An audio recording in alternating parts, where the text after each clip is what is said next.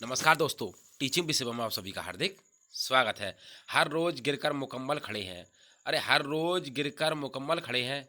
ए जिंदगी देख, ए जिंदगी देख, मेरे हौसले तुझसे भी बड़े हैं। आइए तो देखते हैं विज्ञान विषय से संबंधित पहला प्रश्न। तो पहला प्रश्न क्या कहता है? शरीर की सबसे बड़ी ग्रंथि कौन है? तो सबसे बड़ी ग्रंथि बतानी है शरीर की। ऑप्शन ए यकृत, ऑप्शन बी आमाशय, ऑप्शन सी लार ग्रंथि और ऑप्शन डी थायराइड ग्रंथि। तो शरीर की सबसे बड़ी ग्रंथि कौन सी है? तो सबसे बड़ी जो ग्रंथि है शरीर की यकृत। यकृत को ही कहते हैं जिगर। इसको क्या कहते हैं? जिगर। इसी को कहते हैं कलेजा। इसी को क्या कहते हैं? कलेजा। इसी को कहते हैं जिगर। और शरीर की सबसे बड़ी ग्रंथि है वो हो जाएगी यकृत, और इसी को कहते हैं लीवर। क्या कहते हैं? लीवर। ऑप्शन ए इस प्रश्न का करेक्ट आंसर है। आइए नेक्स्ट क्वेश्चन। अगला क्वेश्चन है, मनुष्य में जनन अंग से किस हार्मोन का स्राव होता है? तो मनुष्य में जनन अंग से किस हार्मोन का स्राव होता है? ऑप्शन ए टोकरा, ऑप्शन बी प्रोरॉन, ऑप्शन सी रिलैक्सिन और ऑप्शन डी सभी कथन सत्य हैं। तो मनुष्य के अंदर जनन अंग से कौन सा हार्मोन स्रावित होता है? तो मनुष्य के जनन अंग से जो हार्मोन स्रावित होता है वो ऑप्शन सी इस प्रश्न का करेक्ट आंसर हो जाएगा, रिलैक्सिन। रिलैक्सिन हार्मोन स्रावित होता है। नेक्स्ट देखें अगला क्वेश्चन क्या है। अगला क्वेश्चन है, मनुष्य में ऐच्छिक गतियों का नियंत्रण किसके द्वारा होता है? तो मनुष्य में ऐच्छिक गतियों का नियंत्रण किसके द्वारा होता है? Option A cerebellum, option B thyroid और option C cerebrum, option D इनमें से कोई नहीं। तो मनुष्य में ऐच्छिक गतियों का जो नियंत्रण होता है, ऐच्छिक गतियों को जो कंट्रोल करती है, वो करता है, कंट्रोल करने वाला कौन है? वो हो जाएगा सेरिब्रम। ऑप्शन सी इस प्रश्न का करेक्ट आंसर हो जाएगा, सेरिब्रम। नेक्स्ट देखा अगला क्वेश्चन क्या है। अगला क्वेश्चन है, अमीबा में भोजन का अतिग्रहण कैसे होता है? अंतःग्रहण कैसे होता है?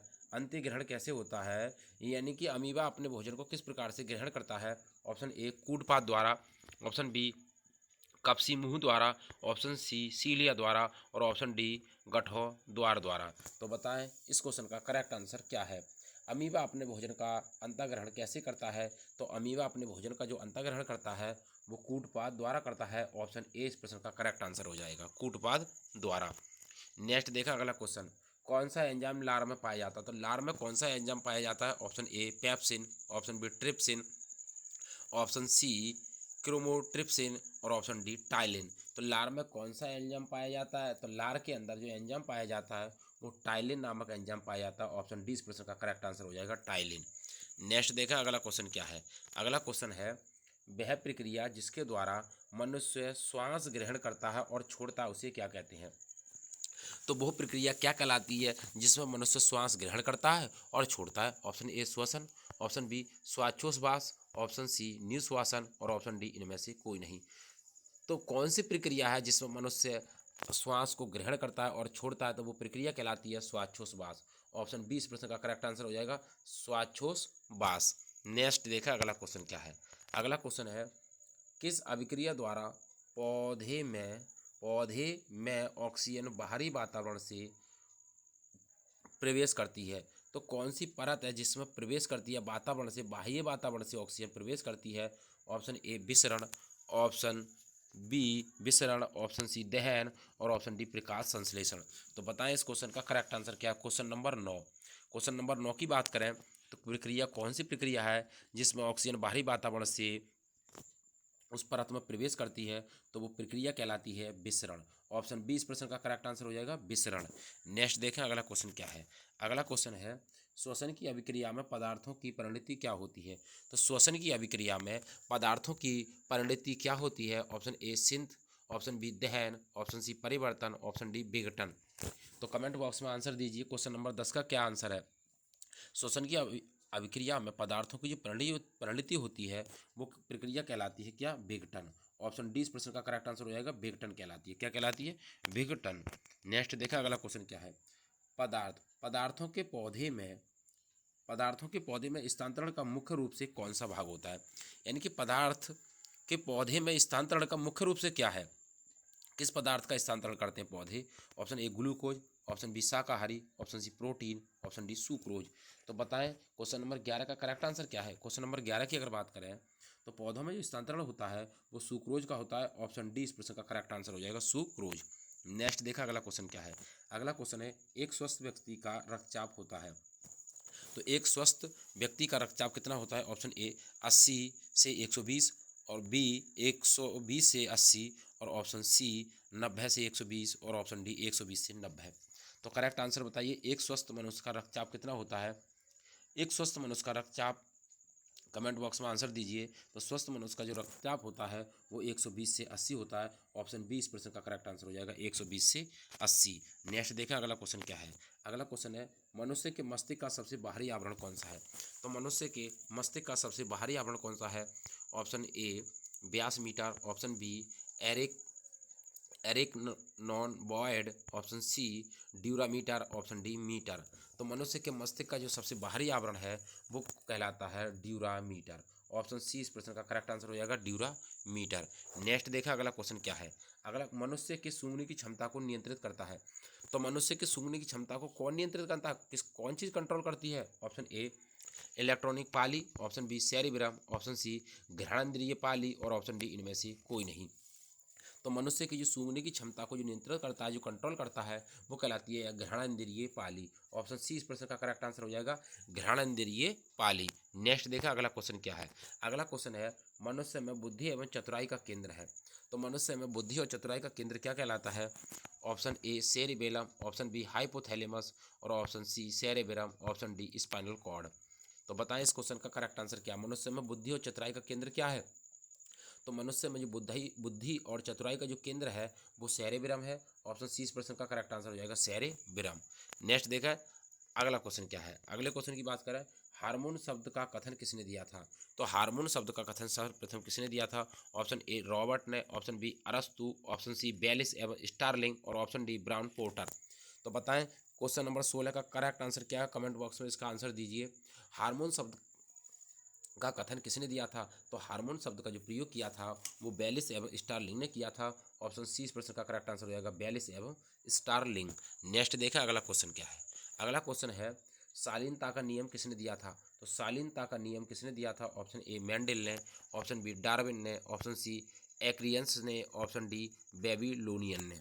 तो कमेंट बॉक्स में इसका आंसर दीजिए। क्वेश्चन नंबर 17 का करेक्ट आंसर क्या हो जाएगा। तो शालीनता का जो नियम दिया था वो ग्रेगर जॉन मेंडल ने दिया था और मटर पर इन्होंने अपना प्रयोग किया था। किस पर किया था, मटर पर अपना प्रयोग किया था। ऑप्शन ए इस प्रश्न का करेक्ट आंसर हो जाएगा, ग्रेगर जॉन मेंडल। नेक्स्ट अगला क्वेश्चन। अगला क्वेश्चन है जीव विज्ञान शब्द का प्रयोग सर्वप्रथम किसने किया था। तो जीव विज्ञान शब्द का सर्वप्रथम प्रयोग किसने किया था। ऑप्शन ए लैमार्क और ट्रेवीरेनस ने, ऑप्शन बी बॉन मॉल ने, ऑप्शन सी पुरकिंजे ने, ऑप्शन डी अरस्तु ने। तो कमेंट बॉक्स में इसका आंसर दीजिए। जीव विज्ञान शब्द का प्रयोग सर्वप्रथम किसने किया था। तो जीव विज्ञान शब्द का सर्वप्रथम जो प्रयोग किया था वो लैमार्क और ट्रेवीरेनस ने किया था। ऑप्शन ए इस प्रश्न का करेक्ट आंसर हो जाएगा, लैमार्क और ट्रेवीरेनस। नेक्स्ट देखा अगला क्वेश्चन क्या है। अगला क्वेश्चन है जीव विज्ञान के जनक के नाम से जाने जाते हैं। तो जीव विज्ञान के जनक कौन है। Option A Lamarck, option B एक्रियंस, ऑप्शन सी अरस्तु, ऑप्शन डी ट्रेवीरेनस। तो जीव विज्ञान के जनक कौन कहलाते हैं, कमेंट बॉक्स में आंसर दीजिए। तो जीव विज्ञान के जो जनक है वो अरस्तु साहब है। ऑप्शन सी इस प्रश्न का करेक्ट आंसर हो जाएगा, अरस्तु साहब। नेक्स्ट देखें अगला क्वेश्चन क्या है। अगला क्वेश्चन है वनस्पति विज्ञान के जनक के नाम से कौन जाने जाते हैं। तो बॉटनी के जनक कौन है। Option A Theophrastus, option B Purkinje, option C Darwin, option D अरस्तु। अभी बात आई थी कि भाई जीव विज्ञान के जनक कौन है। तो जीव विज्ञान के जनक कौन है साहब, अरस्तु साहब। अगला अगर पूछ रहा है इसमें से कि भैया वनस्पति विज्ञान के जनक कौन है, तो बताएं कमेंट बॉक्स में इसका आंसर दीजिए। तो वनस्पति विज्ञान के जो जनक है वो थियोफ्रेस्टस है। ऑप्शन ए इस प्रश्न का करेक्ट आंसर हो जाएगा, थियोफ्रेस्टस, थियोफ्रेस्टस। नेक्स्ट देखा अगला क्वेश्चन क्या है। अगला क्वेश्चन है बॉटनी शब्द की उत्पत्ति किस भाषा से हुई है।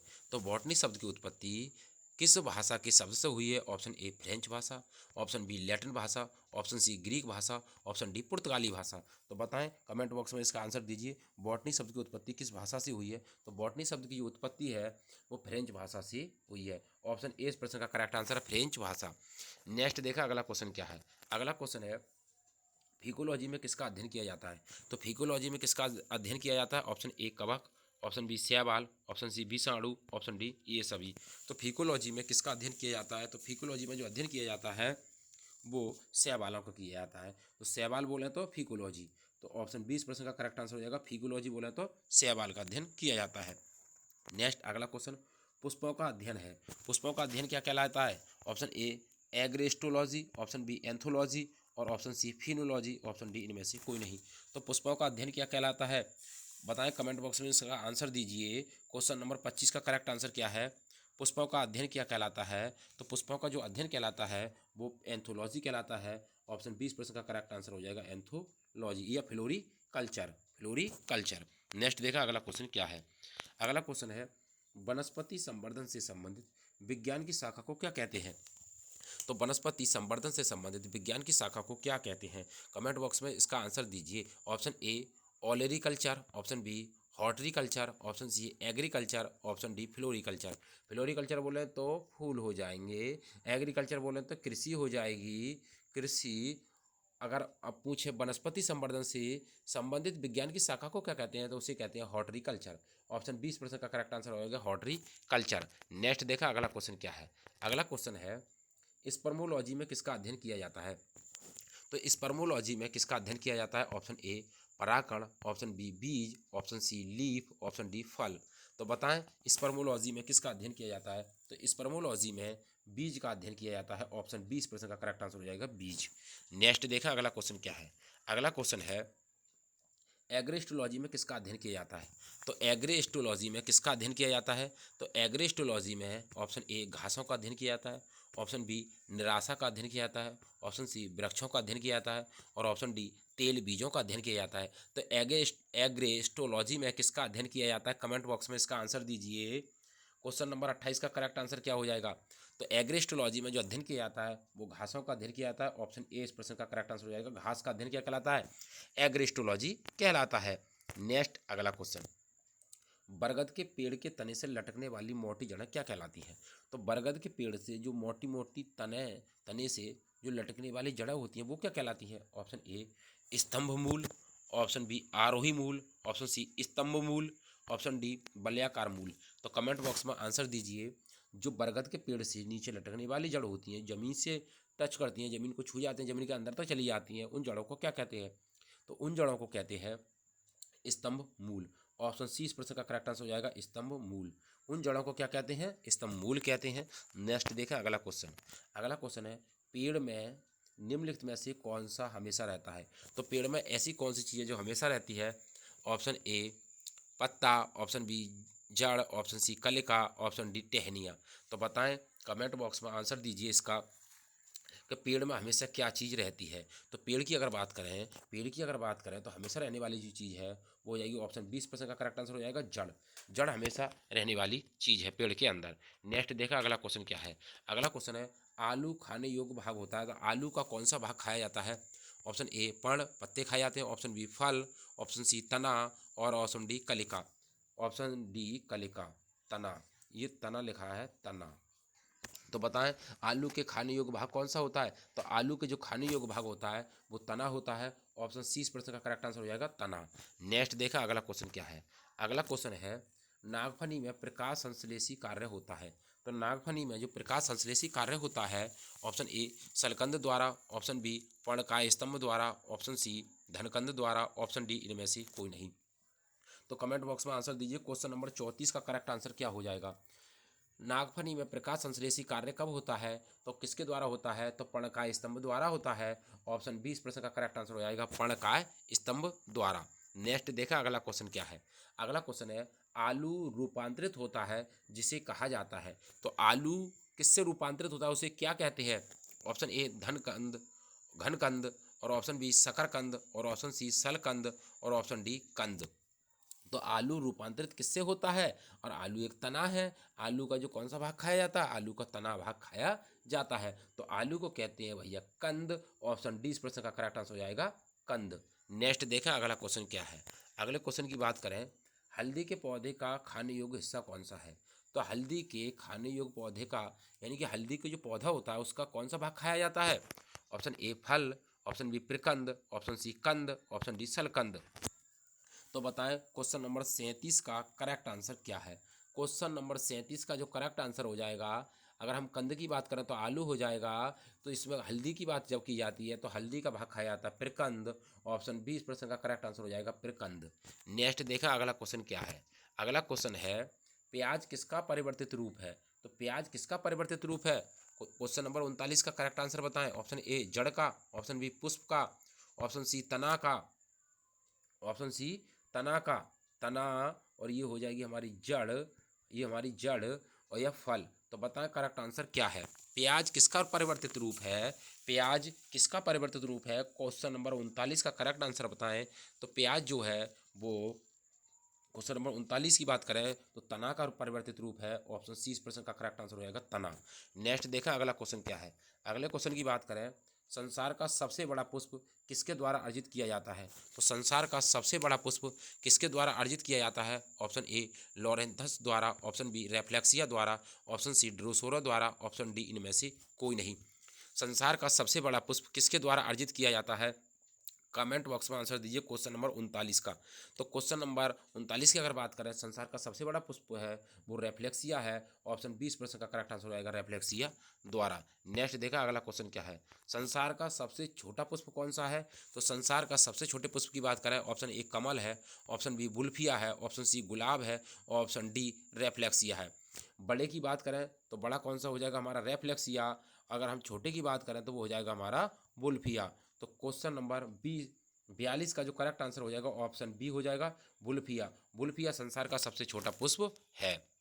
नेक्स्ट अगला क्वेश्चन देखें। अगला क्वेश्चन है ऑक्सीजन है। अब बताएं ऑक्सीजन क्या है। ऑप्शन ए वसा है, ऑप्शन बी कार्बोहाइड्रेट है, ऑप्शन सी एंजाइम है, ऑप्शन डी हार्मोन है। तो वसा ऑक्सीजन क्या है। तो कमेंट बॉक्स में आंसर दीजिए। क्वेश्चन नंबर 46 का करेक्ट आंसर क्या हो जाएगा। तो ऑक्सीजन की अगर बात करें ऑक्सीजन हो जाएगी हमारी एंजाइम। ऑप्शन सी इस प्रश्न का करेक्ट आंसर हो जाएगा। ऑक्सीजन क्या है एक एंजाइम है। नेक्स्ट देखा अगला क्वेश्चन क्या है। अगला क्वेश्चन है गोबर छत्ता का अंतर्गत आता है। गोबर छत्ता किसके अंतर्गत आता है। ऑप्शन ए मृतजीवी कहते हैं इसे, ऑप्शन बी स्वपोषी कहा जाता है, ऑप्शन सी परजीवी कहा जाता है, ऑप्शन डी परासरणी कहा जाता है। तो गोबर का जो छत्ता होता है वो किसके अंतर्गत आता है। तो बताएं करेक्ट आंसर क्या है। क्वेश्चन नंबर 48 का करेक्ट आंसर। तो गोबर का छत्ता होता है वो क्या कहलाता है मृतजीवी कहलाता है। ऑप्शन ए इस प्रश्न का करेक्ट आंसर हो जाएगा मृतजीवी, मृतजीवी। नेक्स्ट देखा अगला क्वेश्चन क्या है। अगला क्वेश्चन है मनुष्य में मुख्य श्वसन अंग क्या है। तो मनुष्य में मुख्य श्वसन अंग क्या है। ऑप्शन ए फेफड़ा, ऑप्शन बी नाक, ऑप्शन सी ट्रेकिया, और ऑप्शन डी क्लोम। तो बताएं कमेंट बॉक्स में आंसर दीजिए। क्वेश्चन नंबर 51 का करेक्ट आंसर क्या है। मनुष्य में मुख्य श्वसन अंग क्या है। तो मनुष्य में मुख्य श्वसन जो अंग है वो हो जाएगा फेफड़ा। ऑप्शन ए इस प्रश्न का करेक्ट आंसर है फेफड़ा, फेफड़ा।